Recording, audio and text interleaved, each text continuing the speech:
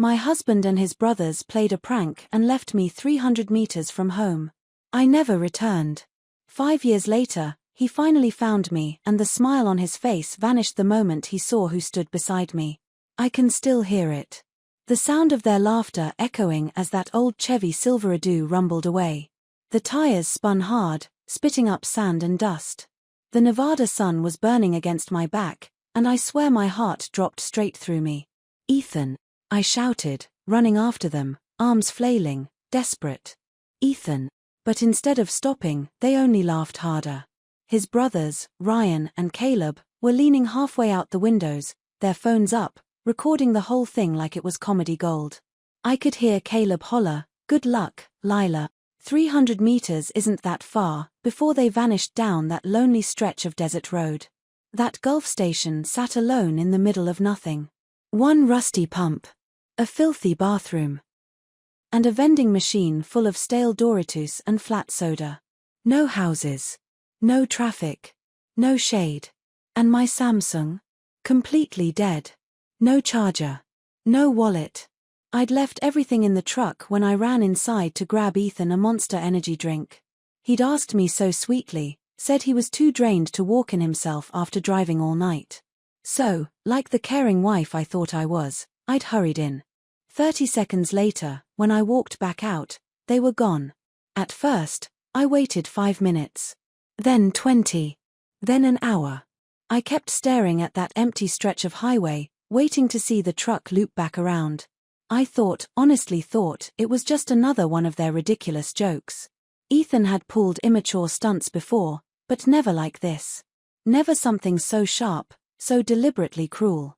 I sat on the scorching concrete curb, my hands shaking, my throat parched like the desert around me. Every few minutes, I'd stand and pace, pretending I wasn't terrified. Pretending this wasn't actually happening. Then, right before my phone died completely, it buzzed once. A single text. "Don't be mad, babe. Just a prank. We'll be back soon." I stared at those words glowing on my cracked screen. I didn't laugh. I didn't cry. I felt hollow. As if someone had scooped the life out of me with a spoon. This wasn't funny. This wasn't harmless. This was my husband, the man I cooked for, defended to my family, stood by through thick and thin.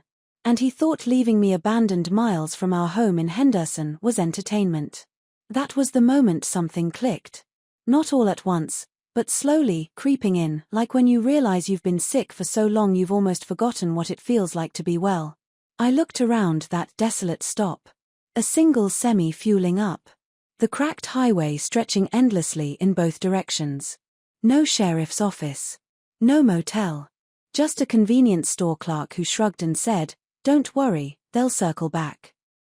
But deep down, I knew the truth. They weren't coming back. Not soon. And for the first time in 5 years of marriage, I realized I didn't want them to. A woman pulled in, driving a beat-up Honda Odyssey. 2 kids bickering in the back seat. I approached her nervously, sweaty, trembling, clutching nothing but a half-empty bottle of Dasani. I asked if she was heading north toward Reno. She gave me a long look, worried, but then she nodded. "I can get you as far as I'm going," she said softly. "You okay, honey?" I told her I would be, though I wasn't sure I believed it yet. We drove for hours through that endless desert, past painted cliffs and red rock stretching beneath the sky. I barely spoke. Just stared out the window, thinking of everything that had brought me here. I didn't cry. Not once.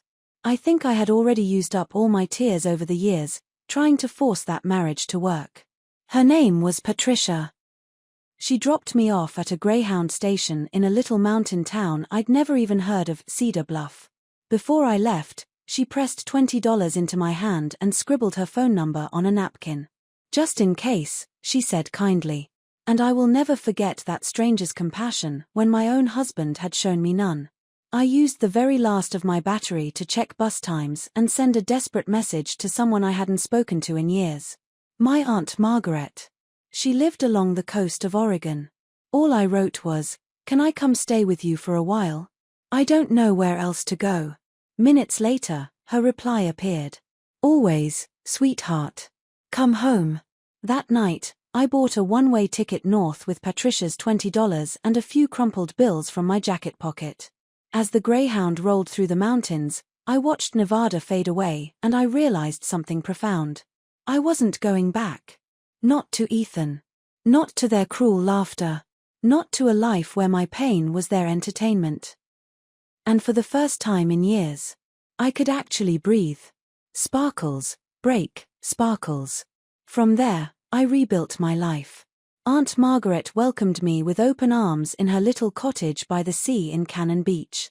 I found work at a diner under a new name, Lila Sterling, borrowing my mother's maiden name. I started piecing myself back together, one quiet day at a time. And then, Daniel came into my life. Bleeding, collapsing at the diner. A man who would later sit across from me drinking black coffee, who would actually listen when I spoke, who didn't laugh at my expense. Weeks became months.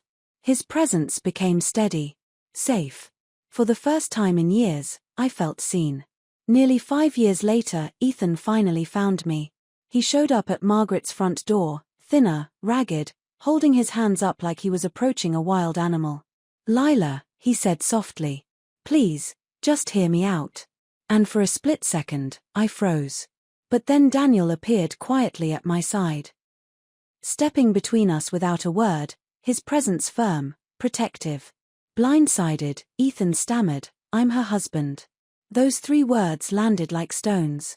I stepped out from behind Daniel, my voice steady. "I'm not your wife anymore, Ethan." He begged. He explained. He told me about the viral video his brothers had posted, how the world turned on them, how he cut ties, how guilt ate him alive. But it was too late. "You thought it was funny," I said flatly. "You all laughed while I stood there terrified and abandoned." "I know," he whispered. "I was a fool." I shook my head. I wasn't dramatic. I was surviving. "You didn't save me." So, I saved myself. When he asked, "Who is he to you?" I didn't hesitate. "My fiancé."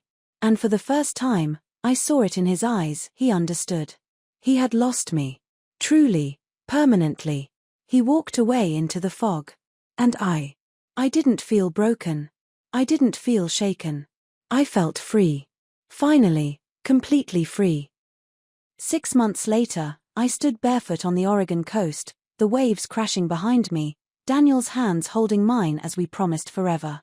The girl who'd once been left on a curb in the desert. She never could have imagined this moment. And as I said I do, I knew the truth. Sometimes the best thing someone can do is leave. Because it forces you to discover your strength, your worth, and the life waiting for you when you finally stop accepting less than you deserve. I never looked back again. There was no reason to. My future was standing right beside me.